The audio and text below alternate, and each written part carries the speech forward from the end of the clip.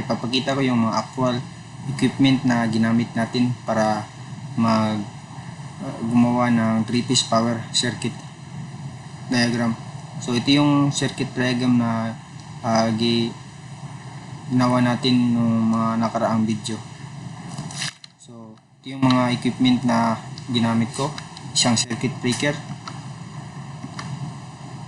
isang overload relay, may magnetic contactor, tapos isang overload relay, tapos isang 3-piece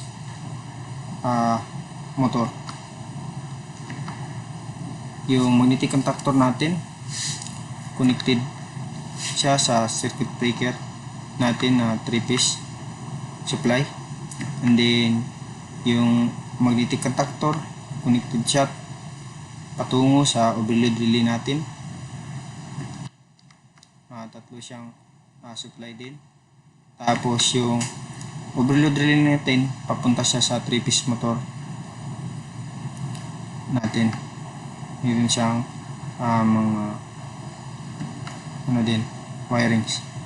And then meron din tayo dito start pause button na normally open, and then stop pause button, isa itong normally close. Tapos yung normally open na start na connected siya sa normally close sa magnetic contactor natin, which is nakaparallel siya. And then yung normally stop naka-series sa supply natin, para kung stop natin mawala kung pindutin natin yung stop, mawala yung supply papunta sa motor natin.